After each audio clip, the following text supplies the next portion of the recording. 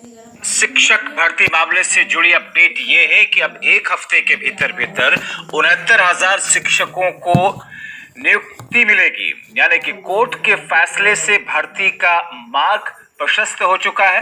मुख्यमंत्री योगी आदित्यनाथ ने जैसा कि जानकारी दी है, प्रदेश के विद्यालयों को योग्य शिक्षक मिलेंगे और इस पूरी प्रक्रिया के बीच में जिस तरीके से भर्ती निकली थी और उसके बाद परीक्षा हुई, फिर विवाद हुआ, कोर्ट तक मामला पहुंचा और फिर कोर्ट ने, इलाहाबाद हाई कोर्ट के डबल बेंच ने जो फैसला दिया वो बताता है कि सरकार का पक्ष और रणनीति ठीक थी। तो अब इलाहाबाद हाई कोर्ट के लखनऊ बेंच के फैसले के मुताबिक प्रदेश के विद्यालयों को अब ये 69,000 शिक्षक मिलने जा रहे हैं। जो पूरी प्रक्रिया है वो अब शुरू हो रही है। आज योगी सरकार की तरफ से ये कहा गया कि कोर्ट के आदेश के बाद में एक हफ्ते के अंदर 69,000 शिक्षकों को नियुक्ति मिलने जा रही है। यानी कि एक हफ्ते के भीतर भीतर अगले 7 दिनों में ये भर्ती प्रक्रिया पूरी हो जाएगी। प्रदेश के विद्यालयों को अब ये शिक्षक मिल जाएंगे, जैसा कि इलाहाबाद हाई कोर्ट के लखनऊ के डबल बेंच ने ये आदेश दिया था कि कट ऑफ 60 और 65% ही रहेगा। और ऐसे में 3 महीने का वक्त है राज्य की सरकार के पास में कि 3 महीने के भीतर भीतर जमीनी स्तर पर इसे लागू करें और इस पूरी प्रक्रिया को पूरा किया जाए।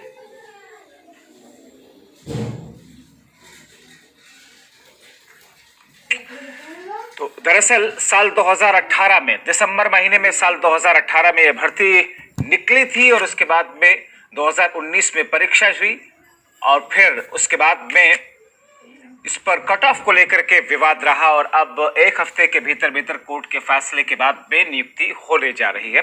चंद्रमणि शुक्ला हमारे साथ में इस वक्त जुड़ रहे सीधे। चंद्रमणि, 3 महीने का वक्त दिया था कोर्ट ने, सरकार ने और जल्दबाजी दिखाई एक हफ्ते में।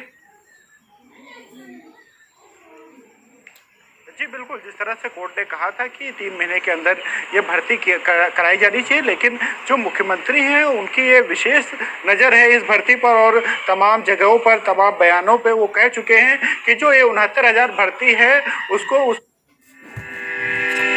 पर उनकी विशेष रुचि है और वो जल्द से जल्द उत्तर प्रदेश में शिक्षक भर्ती कराना चाहते हैं। हम इसके पहले की भर्ती की बात करें, अगर 68,500 भर्ती की बात करें तो उत्तर प्रदेश में इतनी जल्दी शिक्षक भर्ती प्रक्रिया वो शायद इतिहास में पहली बार थी कि इतनी जल्दी शिक्षक भर्ती प्रक्रिया हो गई थी। तो ये उम्मीद की जा रही है और जिस तरह से मुख्यमंत्री कह रहे हैं और कल शिक्षा में भी बात हुई थी तो उन्होंने साफ तौर से यही कहा था कि उनका रिजल्ट तैयार है, बस रिजल्ट जारी करने की देरी है। तो अब ये उम्मीद की जा रही, जिस तरह से मुख्यमंत्री कह रहे हैं अभ्यर्थियों को 15 महीने का इंतजार झेलना पड़ा है और अब सरकार जल्दबाजी करके जल्दी में नियुक्तियां करा सकती है, क्योंकि सिर्फ अब रिजल्ट ही जारी करना है। एक जाहिर तौर पर एक हफ्ते के भीतर ये प्रक्रिया पूरी हो रही है। मगर चंद्रमणि, ये भी जानना चाहेंगे कि कल इलाहाबाद हाई कोर्ट के लखनऊ बेंच का डबल बेंच का फैसला आया, शिक्षक जिनके खिलाफ में ये फैसला आया संतुष्ट हैं या फिर इस फैसले के खिलाफ में वो सुप्रीम कोर्ट का रास्ता अख्तियार करेंगे? जी जाहिर सी बात है, जो शिक्षा मित्र हैं उनके जिनके खिलाफ ये फैसला आया है वो जाहिर सी बात है वो संतुष्ट नहीं होंगे और वो सुप्रीम कोर्ट का रास्ता देखेंगे। लेकिन जो उत्तर प्रदेश में तमाम शिक्षक भर्तियां हुई वो डबल बेंच के ऑर्डर पर होती आई हैं और सुप्रीम कोर्ट से इन्हें स्टे मिल सकता है या इस तरह की जो गतिविधियां हैं उसके सहारा लेते हुए, क्योंकि जो कानूनी दावपेच है उनमें अगर विपक्ष के लोग, विरोधी लोग उलझा सकते हैं भर्ती को, तो सरकार के पास भी ये अधिकार है कि वो भर्ती को, कानूनी दावपेच को वकीलों के माध्यम से सुलझाकर उसे आसानी से भर्ती कराई जा सके। तो ये रास्ता है सरकार के पास में कि वो सुप्रीम कोर्ट में किस तरह से वकील उनके पेश होते हैं, किस तरह से आगे की कार्रवाई होती है। लेकिन जिस तरह से मुख्यमंत्री चंद्रमणि, क्योंकि ग्राउंड क्या है, जल्दी से संक्षेप में जानना चाहेंगे। लखनऊ के डबल बेंच ने फैसला दिया, किस आधार को मान करके ये फैसला दिया था कि नहीं सरकार ने जो पक्ष लिया वही सही है, रिजर्व कैटेगरी के लिए या गैर आरक्षित कैटेगरी के लिए 60-65% ही? क्योंकि अगर उस आधार में किसी किस्म का कोई ऐसी कमजोरी लगती है शिक्षकों को, अभ्यर्थियों को कि सुप्रीम कोर्ट में मामला टिक सकता है तो जाएंगे। आपकी कोई बातचीत हुई?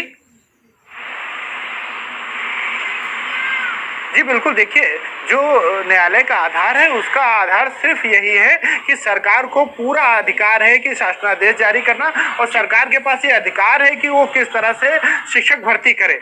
हालांकि शिक्षा मित्रों का बहुत कहना है कि शुक्रिया उनको- आप चंद्रमणि शुक्ला इन तमाम जानकारी के लिए।